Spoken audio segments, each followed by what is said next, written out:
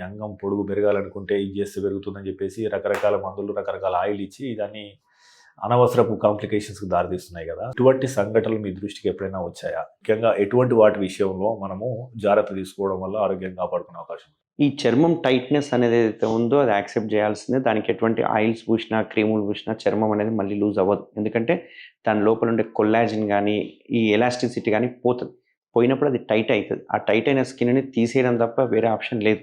నాకు ఇన్నేళ్లలో ఒక్క పేషెంట్ వచ్చారు అట్లా. నాకసలు చర్మం తీయించుకోవడం ఇష్టం లేదు. ఇంకేదైనా సొల్యూషన్ చెప్పండి. నేను జీవితంలో ఇంటర్‌కోర్స్ అనేది చేయకుండా ఉంటాను గానీ, నేను చర్మం తీయించుకోను. అంటే అతని పట్టుదల ఏందనేది నాకు కూడా తెలీదు. బట్ అతనికి ఖచ్చితంగా నేను సర్జరీ చేయించుకొని ఇంకేదైనా ఉంటంటే నా దగ్గర ఇంకేం ఆప్షన్ లేదు. క్రీములు లేవు, ఏం లేవు. అటువంటివన్నీ బక్వాస్. ఎందుకంటే ఎటువంటి క్రీములు ఎలాస్టిసిటీని తగ్గియదు. ఎటువంటి క్రీములు గానీ, ఆయింట్‌మెంట్లు గానీ, లోషన్లు గానీ, ఆయిల్ గానీ ఏవి యూజ్ ఉండదు. ఒక్క బెలనైటిస్ అనే పేషెంట్‌లకు మాత్రం ఆ ఎపిసోడ్ నుంచి మనం తగ్గాలంటే కొన్ని రకాల యాంటీ ఫంగల్ క్రీమ్స్ కానీ ఇట్లాంటివి రాయడం వల్ల కొంచెం చర్మం అనేది వదులైపోతుంది.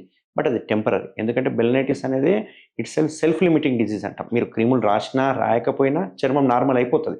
మళ్ళీ యథావిధిగా వస్తది. ఎందుకంటే షుగర్ ఉంది కాబట్టి. షుగర్ ఉన్నన్ని రోజులు ఆ ప్రాబ్లమ్ అనేది అట్లే ఉంటది. పోదు. అయితే ఒక పేషెంట్ మాత్రం ఫైమోసిస్ రింగ్స్ అని ఒకటి చూయించారు నాకు. ఆ రింగ్స్ ఏవో ఆన్‌లైన్‌లో తెప్పించుకొని ఆ రింగులు పెట్టడం స్టార్ట్ చేశారు. ఆ రింగులు పెట్టినంత రోజులు బాగున్నాయి. రింగ్ తీయగానే మళ్ళీ ఎప్పటిలాగా అయిందని చెప్పాడు. ఆ ఒక్క పేషెంట్ మాత్రం ఏవో రింగ్స్ వాడాడు. బట్ అంత బెనిఫిషియల్ అయితే ఏం లేదు. మళ్ళీ నా దగ్గరకు కూడా రాలేదు పేషెంట్. సో, అక్కడ ఈ ఆయుర్వేదిక్ ప్రొడక్ట్స్ గానీ, క్రీములు గానీ, లేకపోతే హోమియోపతి మెడిసిన్స్ గానీ ఏవి అక్కడ క్యూర్ చేయలేవు ఆ డిసీజ్‌ని. ఖచ్చితంగా స్కిన్ తీయడం ఒక్కటే దానికి పరిష్కారం అన్నమాట. 62 లక్షల మంది ప్రజల్లో మెడ్‌ప్లస్ బ్రాండ్ మెడిసిన్స్ కి మారడం వలన 915 కోట్ల రూపాయలు సేవ్ చేసుకున్నారు. అదే మెడిసిన్స్, అదే క్వాలిటీతో 50-80% డిస్కౌంట్లు.